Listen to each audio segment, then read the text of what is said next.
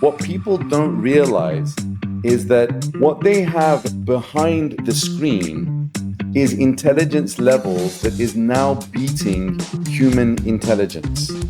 The conversation that goes on in your head is you speaking to yourself.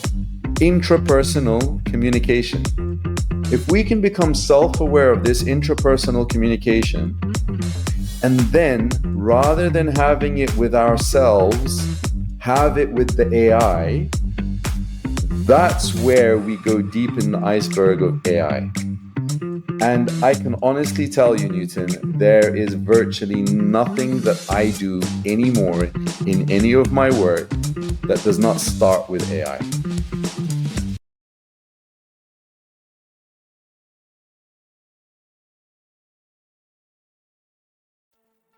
Hello and welcome back. My last guest on the show said the main reason why individuals and many businesses do not employ AI consultants is because they're too expensive. Too expensive, he said. Right there and then at that very moment, I decided that come rain, come sunshine, my next guest is going to be an AI consultant, and an expensive one too. Well, we so happen to be in luck today because we have Fahed Bizzari. He has been learning and teaching AI for at least 2 decades. He has been meddling in AI way before it became cool, and he was recognized globally as one of the top 0.1% users of ChatGPT. Yeah, I know what you're thinking. We're going to ask him, if he got some compensation for teaching ChatGPT, all of that information and training the model. But I'm so happy to have him on the show today to share some insights into the AI literacy trend we're observing today, and also to share some guidance for businesses and individuals looking to adopt artificial intelligence into their daily activities and to increase productivity as well. So if you stick to the very end of this show, you're going to leave with some very, very expensive nuggets and tips and tricks that you can apply to your daily life. So let's get down to it. Hello, Fahed. How are you today?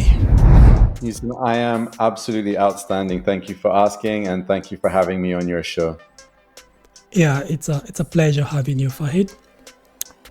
Fahed, help us to understand the mission you're on. Where exactly is Fahed coming from, and where is he heading to?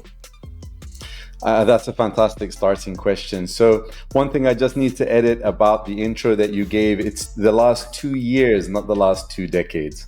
Last 2 decades. Okay, that was oversell. And that's okay, as long as we recalibrate for your listeners. So I started my journey straight out of university, and I built my first fully automated business when I was 23 years old. I set out with that goal of building an automated business. This was going back to 2003, and everybody thought that I was crazy, but clearly I wasn't, because within 3 years I did have a fully automated business. That would eventually become known as software as a service, SaaS. But at that time, there was no terminology for it, nothing at all.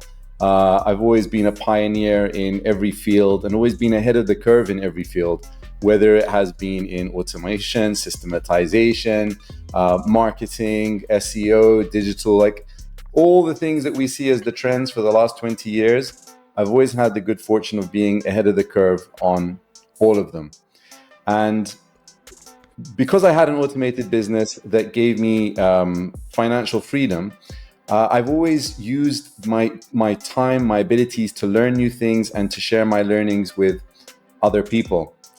I started using AI with GPT for about 7 months before ChatGPT was released.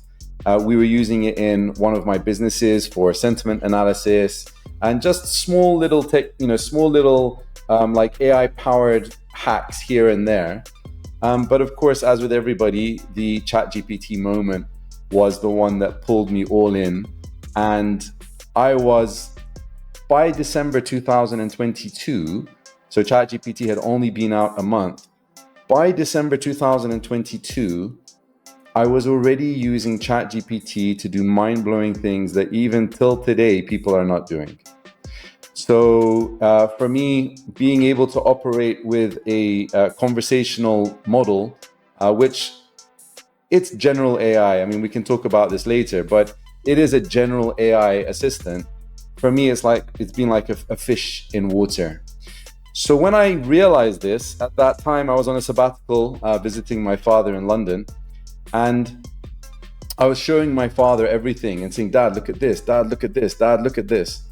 And every day he wasn't impressed. He's 75 years old, and nothing could impress him until one day I showed him a use case, and he got shivers. I got shivers, and he said, "Fahed, you have to teach people. You have to teach people. You have to teach people. You have to help companies with this." And at that time, I was like, "Dad, what are you talking about? This is like a secret weapon for me as an entrepreneur. Why would I want to teach people this?" And his point of view was that, look, it might be an edge that you have now, but the rest of the world is going to start catching up with you. So you're better off helping them catch up than trying to hoard it for yourself. And I've never listened to my father in my entire life, unfortunately. And this was the first time that I actually listened to him. I started off by teaching people for free. I put on, I think it was about 6 or 7 free webinars and seminars. No intention to make money out of it. It was just a way of helping people.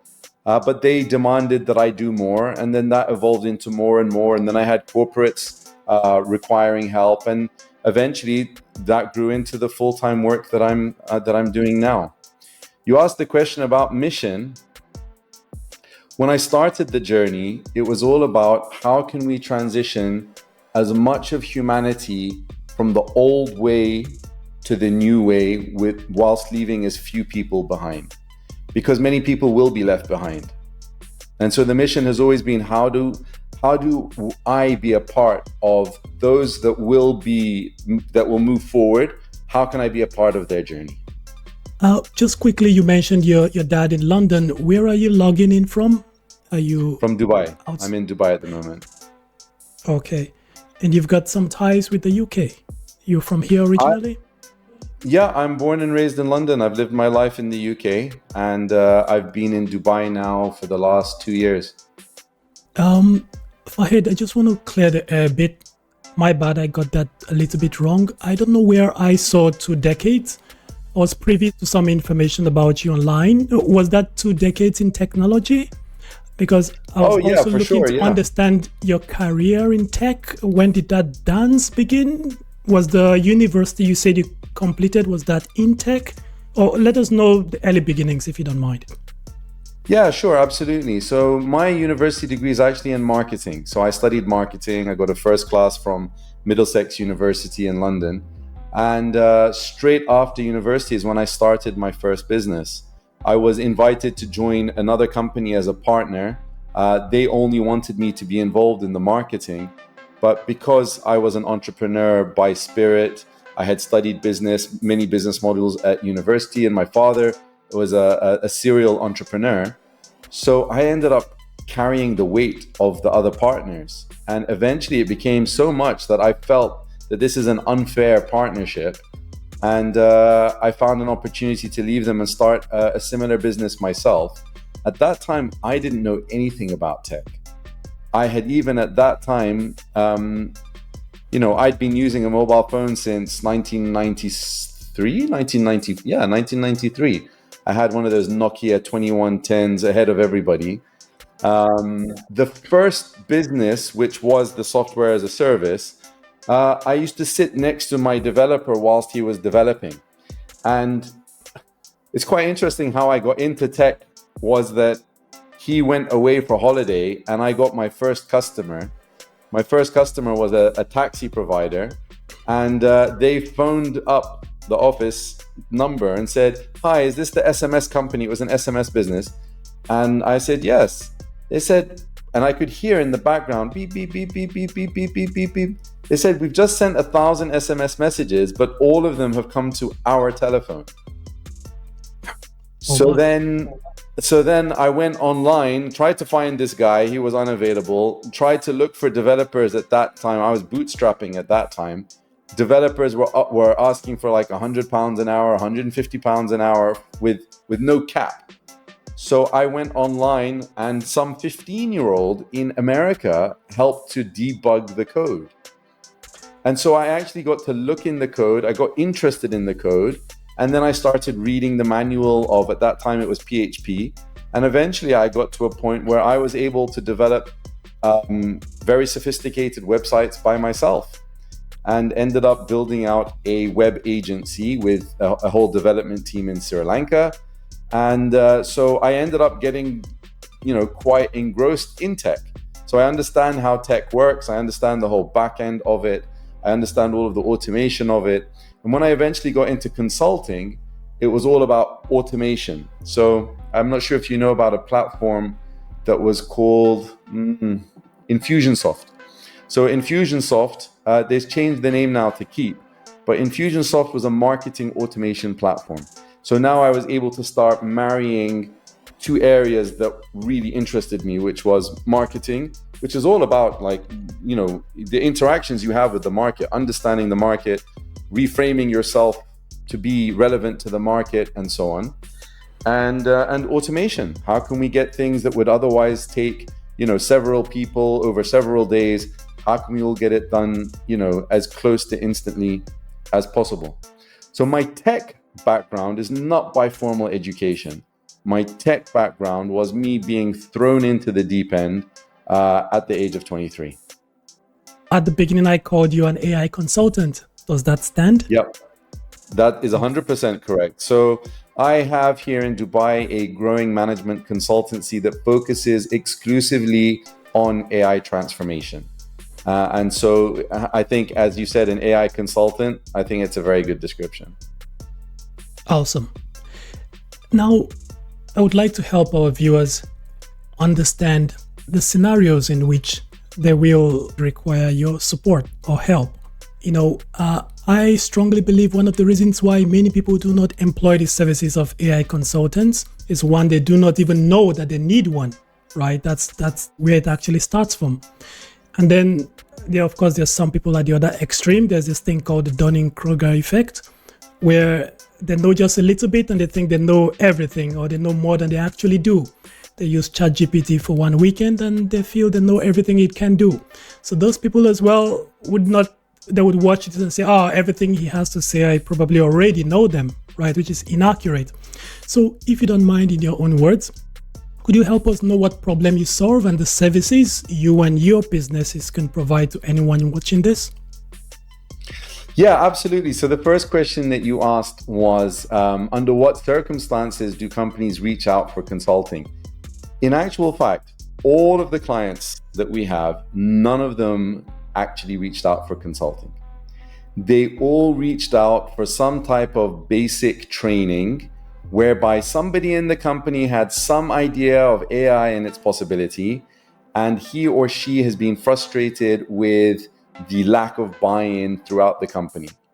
And so within the limitations of the company, they've reached out saying, hey, listen, we would really like to put together some type of program. For some people, it's just about awareness. For others, it is about functionality, like learning actually how to use AI. And for others, it's going a higher level in terms of doing end-to-end automation. But in all circumstances, it has always been people reaching out for training. It's now our responsibility as consultants to say, look, we can train you and we will train you. But you have to think about the bigger picture, about what happens after the training. We know, despite me being very passionate about transformation, right? And the motto under which we do all of our training is transformation, not information, right? Despite the passion that we have in facilitating transformation, at the end of the day, we're dealing with human beings. And when you put human beings into a training environment, you've got everybody in there. You've got people that are excited to be there, people that are reluctant to be there, people that are in love with the concept of AI, people who are terrified by the idea of AI. There's only so much success that you can pretty much guarantee to take out of a training scenario, whether it's a 1 hour training, a 1 day training, a 6 week training, whatever it is. there's going to be things that come afterwards. So we have two target audiences. One target audience are the large corporates that have chief digital officers. So a chief digital officer will be like a chief information officer, a chief technology officer, a head of digital transformation, whoever is responsible for digital transformation in that large corporate. Now, those guys already have some idea about AI. And once we start our relationship, which typically starts through training, they start to realize that we can help them in many other ways. We can help them to figure things out. We can put together solutions for them. And so now we end up with an extended relationship where we become embedded in their supply chain. They know that we can do all of these different things and that they can call upon us to help them out with that. So it's a bit like having an army, which is the chief digital officer and his team, calling in the mercenaries to support them in their efforts. The other target audience that we have are the smaller companies. And when I say small, I'm talking about 100 people, somewhere between 40 to 100 people. With these ones, we say, look, we can do the training, but what you really need is full AI transformation. So we have a lot of interventions that we will do with you. So rather than doing 1.5 hours, just a generic AI awareness, we have a training program designed for the senior leaders. This program will give them hands-on experience with the AI so that they can get to their oh shit moment, right? The oh shit moment is when they experience the AI themselves doing what they thought only somebody with 30 years of experience, 40 years of experience and education could do. We then have training, which is more functional training, where we're actually looking to raise the actual literacy and the skills of the people using it. We have training. And then we have workshops, which are like an extended hackathon, where we work with the employees, where they themselves are the ones who are doing the AI enablement. So we'll teach them the frameworks. We will work with them to do demos based on their own workflows. And then we'll bring the teams together, teach them how to do it, let them do it, and then give them feedback on their own transformation, right? So at the end of that engagement, if we put them into pairs and there were 50 in total, then they would walk away with 25 AI-enabled workflows. And this then sets the ground for more automated, like to take it to the next level of automation. So we present this whole framework to them as a 6-month intervention. If they want to extend it, they can. But the idea is, the nature of our consulting is what we call top-down, inside-out, right? Top-down means it has to come from the top. Even if the request for training has come from the bottom, we need to take it back to the top. We need to be able to speak to the leaders, let them know what we want to do, and let them know that it should look to the rest of the company as coming from them, as champions of AI transformation. And when we say inside out, what we mean is we're not bringing consultants from outside to do all of this stuff for us. The consultants are coming from outside in order to enable us internally to develop the AI transformation muscles and capabilities internally, because the guys on the inside know the company and its processes and everything about it. There's no way that we can learn everything that needs to be learned about a company and everything that it does. They're the ones who know. We just need to empower them. That makes complete sense. So there is some form of hand-holding that happens as you take them along and make sure they have the ability to stand on their own when you eventually leave them.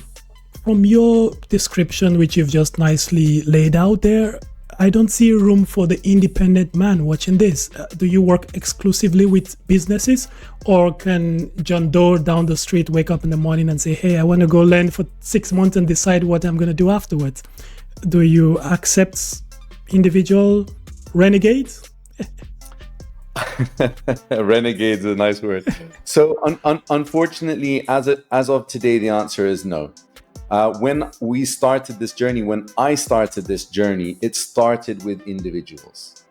And then I had to figure out, as a marketer, we have to, decide who's the target market that we're really going to focus on and can bring most value to. And because I've been an entrepreneur all of my life, the answer to that question was entrepreneurs. And so I started off with something called the AI Academy for Business Owners. So it was run on that basis that an individual business owner could come along as well as their employees, but it was primarily focused on the business owner themselves. And I had to balance between the AI Academy for Business Owners, which was, let's call it B2C, because we're dealing with individuals, versus Bellamy Alden, which is the management consultancy, which is focusing on corporates. And I tried to do the balancing act for a very long time because I'm really passionate about the individuals. And I got to a point earlier last year, around September last year, where we had to make the difficult decision that we just have to double down on one or the other. And we ended up going on the corporate side. Now, with that said, for your listeners, anybody that is looking for B2C, I would encourage them to look up a chap called Rob Lennon, who runs something called Lennon Labs. And I got access to the Lennon Labs today, and I've been watching some of his videos today. And I rate him, I respect him. And if you have any of those renegades that want to learn from a person of substance, I would recommend them to reach out to Rob Lennon. I've only interacted with him today, but I got access to his space and I rate him and recommend him. Thanks for sharing that. Just on a more lighter note, 0.1% top user of ChatGPT. What were you looking for then, Fahed, to use it that much? Well, I started using it, of course, the day it was launched. And I was on a sabbatical, as I mentioned to you. I was with my father at the time.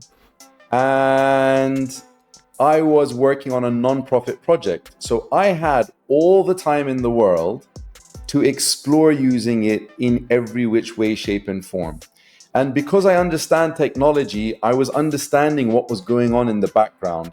I did my research. We'd already been using GPT for the 6 months before that, a bit more than 6 months actually. So I was able to start making sense of it and start pushing it in ways that people hadn't even thought of at the time. When I got to Dubai and I was asking people about, hey, tell me about your use of ChatGPT, everybody said the same thing. We've heard of it, but we haven't used it. And when I would ask why not, everybody would give the same answers, that they're busy doing their work. So I had the very good fortune of having the freedom of time to immerse myself in it. And eventually, when it got to a point that it became a paid platform, we used to have limitations of there was only like 50 interactions within 3 hours or something silly like that. And at that time, I even had to push it up to having 3 separate accounts, so that when I would rinse out one account, I would move to the second. I would rinse out the second account, I'd move to the third. And by the time I finished working on that, the first one would free up and I could go back to that. From that time, we're talking about February, March 2023, ChatGPT was replacing my brain, basically. Now, in the end, we become, and this is a part of AI literacy, we become like the pilot of this battleship, right? We become the controller of the battleship. Now, if you're going to go to fight a battle, do you want to go to that with just a sword, or do you want to go to that with like this entire army that you can control like Iron Man? So that's how my relationship has been with AI since the start, which is I know that the collective intelligence of humanity is at my fingertips. You just have to know how to collaborate with it. You have to know how to become attuned to it, right? Which means you have to become sensitive to how it works. And you have to recognize that from its point of view, it's also interpreting you. So there's human AI attunement, and then there's AI human attunement. And the more attuned you can become, the more impactful you can become, the more you can get done, the faster you can get it done. Now we're living in a time where there's loads of general AI chatbots available. We've got Claude, we've got Gemini. Google just updated their Gemini model just yesterday or the day before, and the new model is fantastic. Also, we have DeepSeek now coming out of China. We have Claude, and we've also got open source models like Meta's Llama, right? So if we take a step back from ChatGPT and look at it as a whole, what people don't realize is that even though they have stupid names like ChatGPT, what they have behind the screen is intelligence levels that is now beating human intelligence, right? It's a bit like having colleagues that are more educated than you, that are there to work with you, and they might even report to you. So a lot of the big companies and all the big thinkers, they always say that whenever you're hiring people, hire people that are smarter than you. Don't hire people that are less smarter than you, because when you bring people onto the team that are smarter than you, they're going to raise the level of your company, the level of your team. If you hire people that are less, then effectively they're going to bring your company down and they're going to pull you down. Most people don't realize that the level of intelligence that these AIs are bringing with them are levels that are meeting and exceeding human levels. It all comes down to the extent to which you are willing to push it. And that comes down to your ability to push it. And there are different aspects, like let's just say the ability to push it. Where does that ability come from? It comes from things like, let's start at the attitude level. It starts from curiosity. So I was able to get all the powerful usage that I was able to get at that time. It was only ChatGPT, going back to December 2022, is because I was curious. I kept on saying, I wonder what would happen if I tried this. And when I saw the answers going in a certain way, I would ask myself, why did the answer go in that way? Maybe if I had asked it like this and changed the word, it would go in another way, right? So that curiosity and willingness to explore. Then also another quality and attitude at a personal level is humility, right? If we are coming at it from a point of view of, yeah, I've studied this for 40 years. I have a university degree. I've read 1,000 books. This AI is not going to be as good as me in my job. You're starting off from the wrong foot, because it's already been proven in countless academic research that it's meeting our intelligence and exceeding our intelligence. So if you come to it with that kind of arrogant point of view and you're not willing to accept it has that level of intelligence, you will automatically be pushing it downwards and getting minimum results from it, right? Then you think about it from a knowledge point of view. What exactly is this tool and how exactly does it work? How do these tools work? They work based on pattern recognition. So when you come along to the AI and you configure it with a persona, I'll give you an example. The one I was telling you about earlier, which is putting together the position specification for positions within a company. In the real world, who is the type of professional that would do that is known as an organizational designer. So if you go to the AI and you just say, okay, AI, I want you to do this task for me, put together, help me to understand the position responsibilities for this position, it will do it in a very generic way. But now when you say, I, the person using it, am an organizational designer, and you are also an organizational designer. You and I are both organizational designers. We're both skilled in clarifying these things, looking at the value chain of responsibility and the impact and what's expected of us and so on. The conversation has now started between us that shifts away from its generic patterns and generic training into a focused discussion about organizational design.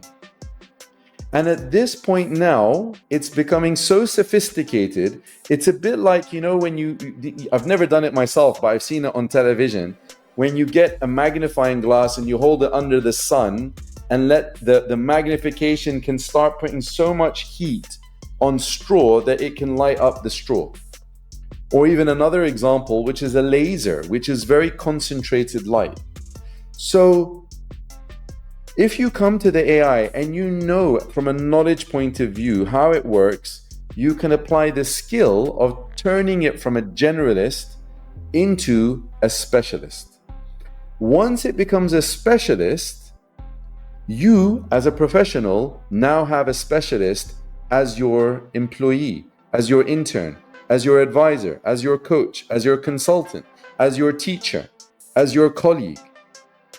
All the different roles that it can play, because it's a chameleon, you can turn all of them into any professional level that you want. Now, you can take this further. Your question was specifically about ChatGPT because we're thinking about people logging in and using it.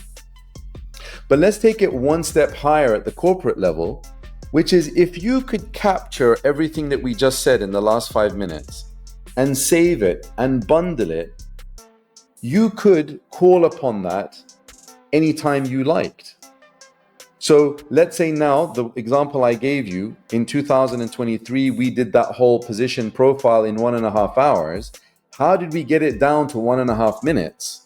Is because the 1.5 hours was done manually by a person sitting on ChatGPT. The 1.5 minutes takes all of that knowledge, all of those processes, and then bundles them up through a business process automation package that all you do is specify what are the goals that need to be achieved, and it goes from there. It figures out what's the best title for this position, what's the key result of this position, what work should this position do to achieve, and everything is fully automated. So it's on both sides. The 1.5 hours is better than 6 weeks. But the 1.5 minutes is better than the 1.5 hours. And that's the difference between corporates that are taking AI transformation seriously and those, like you said, that effect of people who are just using ChatGPT and they think they know what they're doing. It is like the iceberg analogy, right? These users are barely just, scratching the surface of this sophisticated large language model when they come kind of unprepared with their basic and simplistic questions. Absolutely. And you know what? That is the absolute best metaphor to use, because we present an iceberg model, right? So if we take as an example yourself, you're a podcast host, and when people look at your podcast on YouTube, they see the final product, they see the final 1 hour show. And what that effectively is, it's communication. It's you communicating with the audience. It's me communicating with the audience. And that's what people experience. They're experiencing communication. But if you go deeper into the podcasting experience for you as a host, there are so many things that people are unaware of. The effort that you make in finding appropriate guests, the vetting of the guest, the due diligence. So there's a whole lot of things that people don't realize that actually happens behind the scenes. It's the same thing that, you might receive an email and the email only has 100 words. But the amount of time that the person put into that email might have taken them half an hour. It took you 30 seconds to read, but maybe it took them half an hour to write. The same thing with a book. The same thing with a film. A film that we watch in 2 hours may have taken 2 years to produce. So when we come to the iceberg, what we see above the water is the final output, the podcast show, the film, the book, the email. But below the surface of all human endeavors is all sorts of intellectual knowledge work that has happened behind the scenes. Figuring things out, outlining, questioning, reviewing, all sorts of things. What you see above the waterline is what we call interpersonal communication. It's a communication between people. The emails between one person and another. Your podcast show is between the podcast host, his guest, and the audience. The film is between the filmmaker and the audience. The book is between the author and the readers. This is all human endeavors. Even that person that gets to the top of Mount Everest, what we see is the person reaching the top of Mount Everest. We don't see the whole journey that went on the mountain and before getting in the mountain and so on. So what's above the waterline is interpersonal communication, communication between people. What happens below the surface is intrapersonal communication.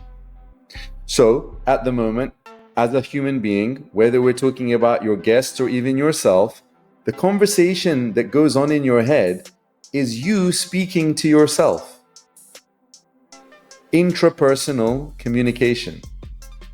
When we are doing our work on a day-to-day basis, so much of that work is actually us speaking to ourselves. Does this look right? What should I do next? What does this mean? Which should go first? Which should go last? Let's go to the internet and try and learn more about this topic so that I can see whether I can integrate this topic into the work that I'm doing. Is what I'm doing even any good? Let me get somebody else to review it, and so on. If we can become self-aware of this intrapersonal communication, I know this sounds complicated. If we can become self-aware of this intrapersonal communication, and then rather than having it with ourselves, have it with the AI, that's where we go deep in the iceberg of AI. That's where we can start to enter territories that are completely, that we may not be strong in, but by virtue of it, we can become strong in.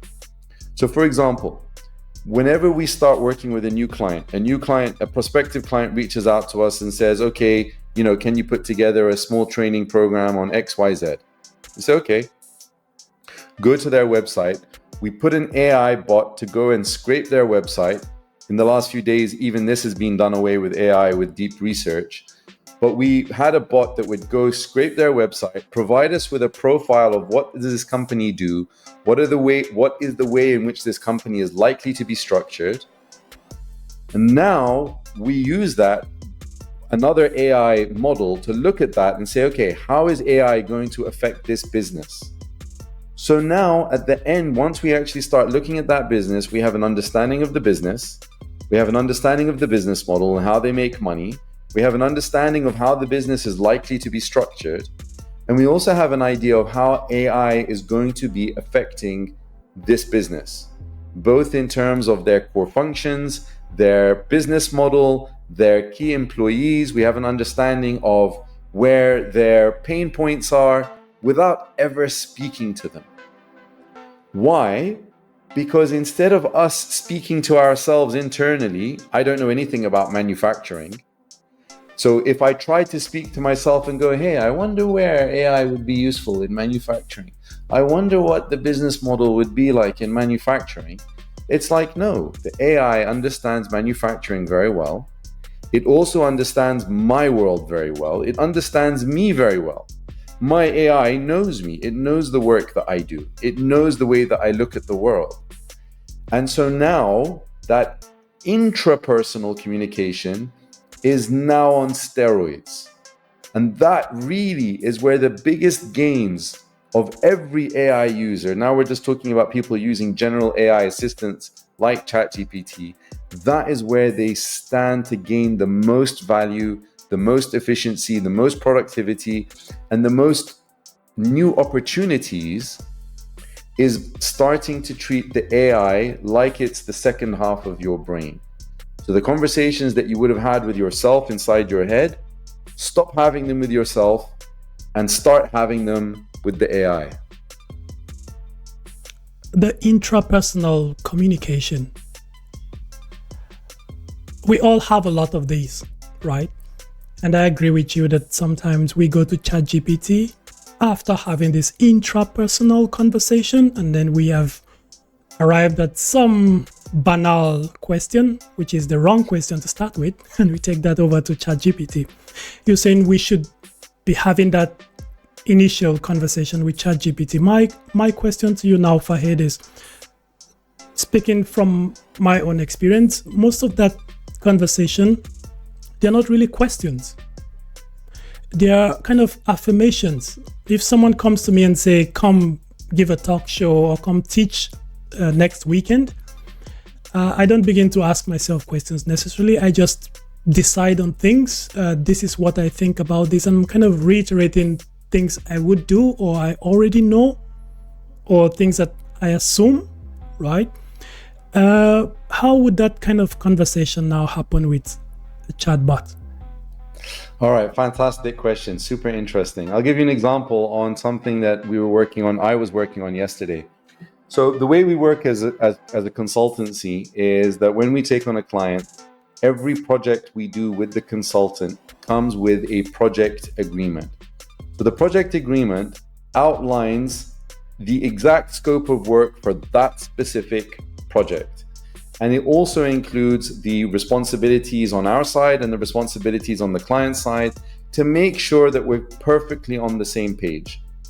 So if I was to do that by myself, I would open up a Google Doc or a Word doc and I'd have a template and I'd sit down and I'd try and remember maybe I'd go to another document where I've done it before and I'd copy and paste and I'd try and think about what's going on. With AI, starting from the very beginning of the conversation, we have already shared with it how we approach project agreements. So we share with it, the project agreement comes with a master services agreement, which it references back to. And what we do is feed the proposal into the system. The AI then says, is there anything else I should know aside from the proposal? We say, yes. We had a discussion. They said that they want it like this or they don't want it like that. We have to do it in Microsoft Teams. They don't want to do it in this platform. This is everything. Now the AI and myself, we're on the same page of understanding the project that lies ahead. Now, when the AI starts to work on completing the project agreement, what I see with my eyes is that not only does it cover what I had in my mind, but it's actually gone further than what I had in my mind and helped me to think about things that I hadn't even thought about. So it's not about questions and answers. I'm not coming to it with a question. I'm coming to it with a workflow. And we're both on the same page as to what that workflow is. And so it's a collaboration between us to execute that workflow together. Now, that is a workflow that we have programmed in advance. So we have already fed it our typical project agreement template.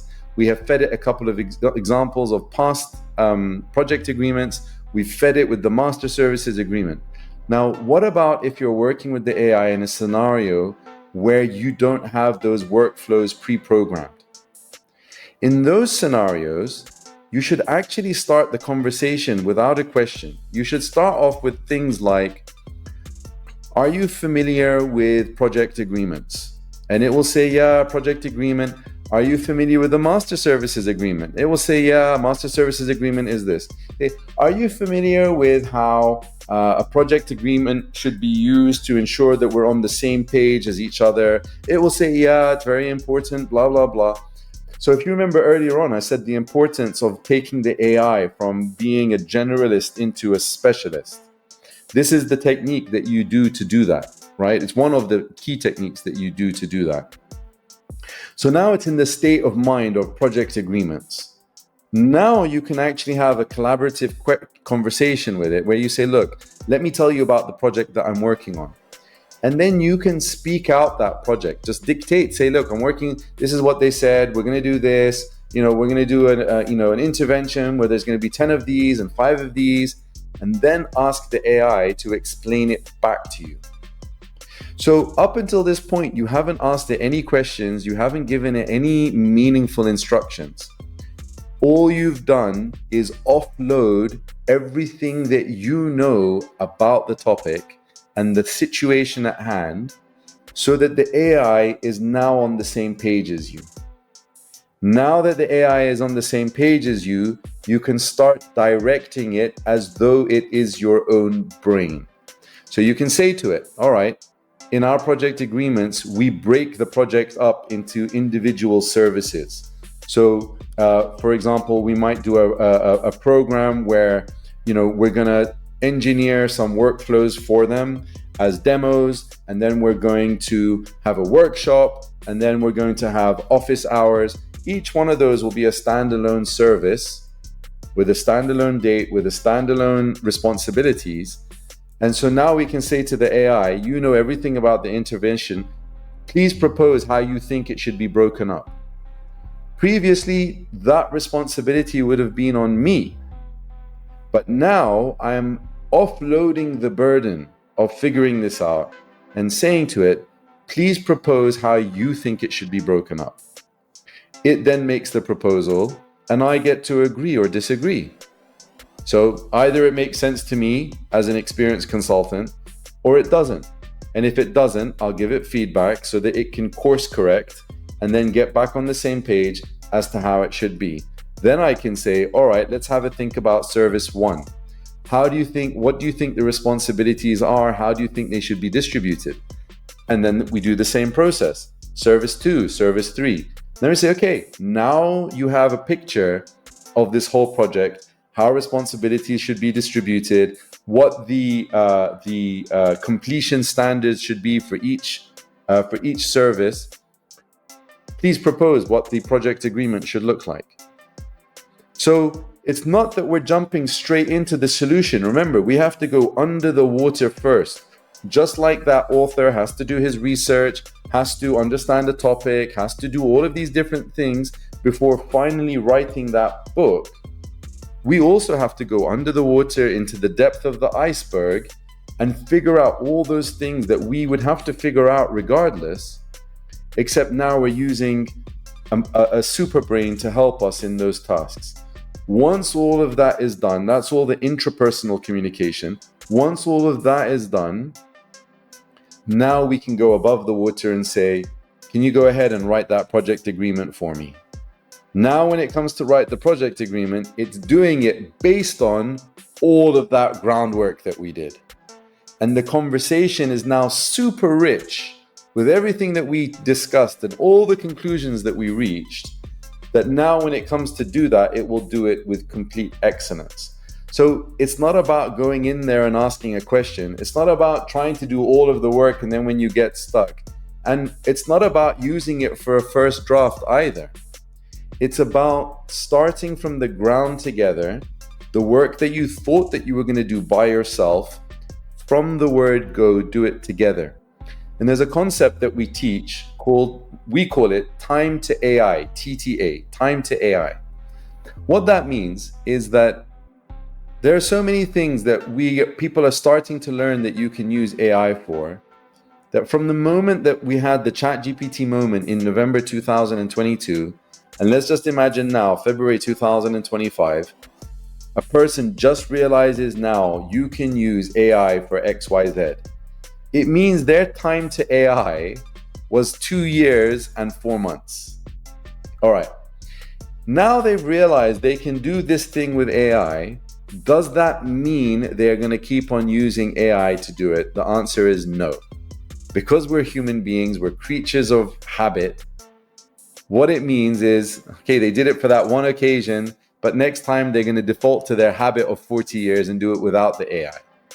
Then after 10 days of torture trying to do it manually, they'll remember, hold on a second, I can do this with AI. So time to AI went from 1 year, 2 years and 4 months down to 10 days. Does this mean that they'll always do it with AI? No. Again, they will default back to habit, but after 5 days, they'll remember, hold on a second, I can do this with AI. So we've gone from 2 years and 4 months down to 10 days, down to 5 days. Eventually it will get to 1 day. Eventually it will get to 1 hour. And eventually it'll get to a point where the person starts to do the work themselves. And then they realize, hold on a second, AI can help me with this. So it gets down to 1 minute. And then eventually it gets to a point where they no longer do it manually anymore. And I can honestly tell you, Newton, there is virtually nothing that I do anymore in any of my work that does not start with AI. Something I just want to bring this full circle quickly, Fahed, because some people watching this, they're looking to have the best career possible in the tech industry. And you began to speak on that when you spoke about positioning yourself properly so you can ride this wave and don't get yourself smashed or destroyed by it. If you were to give a quick piece of advice to these people, let's envision there could be people, professionals already working in the tech space, or some people looking to transition from whatever field they're working on, which has been decimated at the moment, and come to work in tech. Would you advise them to focus on a particular area or job category in the tech space? No, not really. I mean, look, tech is you have to be techie to enjoy tech. We can't just tell people to go into tech. If they are not techie, they don't enjoy techie stuff, then they're not going to enjoy going into techie stuff, even if that's where the money is. Do you know what I mean? So in the future, effectively, let's call it 99% of all employment will either be building the tech or working with the tech.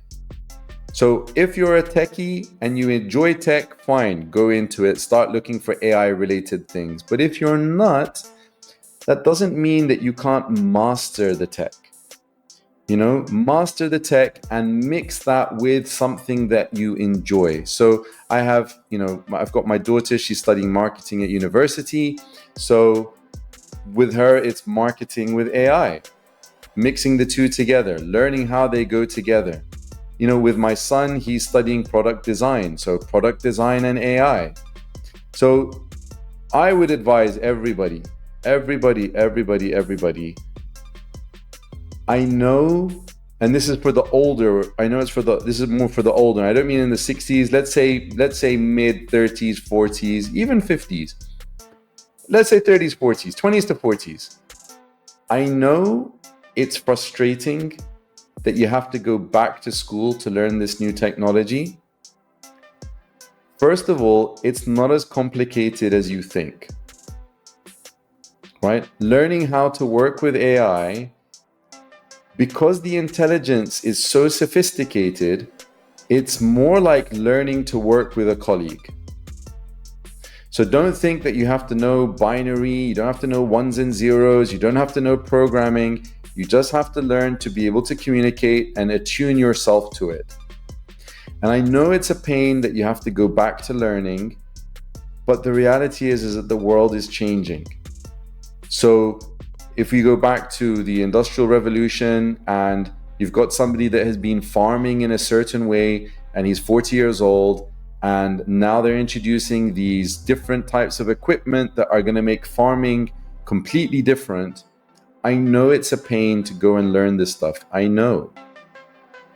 But that's the era that we're living in. Yeah, I completely agree. It's upskill at this point or get left behind. Upskill or reskill if you have to. Thanks for that. There is a ritual question we often ask at the very end of each episode. It's for you to share some significant mistake you've made in your career. We just need one. If there's one that's really significant and stands out of the rest, you would like to share and forewarn anyone watching this. Yeah, I think what I'd like to do is share an insight, and which is that not very often, I think it's all the time, that the decisions that we make in our outside world are impacted by our inside world. So for example, if we don't value ourselves, then we won't think that other people will value us. If we don't hold ourselves in high esteem, other people won't hold us in high esteem, and so on and so on. And what that means is that now affects our careers. It affects our business decisions. It affects what lines that we go into. And so I think it's very important for everybody, literally everybody, to always be thinking about if they want to improve their outer world, whether it's their business or their career, they also need to be thinking about their inner world, their own kind of inner journey, their inner healing, identifying the things that trouble them internally and addressing them so that their potential in life can be unlocked. Okay, was there a career mistake you made that had to do with this insight? Yeah, there was. So, earlier on, we talked about balancing between B2C and B2B. And in the B2C world, my whole audience were all looking up at me as a guru, let's say, right? So in that safe environment, it's my environment that they were entering into. In the corporate world, however, when you're dealing with a 10,000 employee company, they are not entering into your world, you are entering into their world. And at that time, when I started the journey, due to my own internal issues, I was scared to do that because I was scared to put myself in certain positions where I'm not the one that's making the rules anymore. However, once those inner issues were addressed, what I found was that in the corporate world, they were still looking up to me as well because they are busy 99% of their time with their stuff. But when it comes to AI, they're looking at me like a savior. So in actual fact, I was getting in the way of my own success due to those internal issues, you can call them. And once they were addressed, now sky is the limit. Thank you so much, Fahed, for coming on the show. Where can the viewers find you online for anyone looking? The best place is LinkedIn. Absolutely. Fahed Bizzari on LinkedIn. To the viewers, until the next episode, cheers.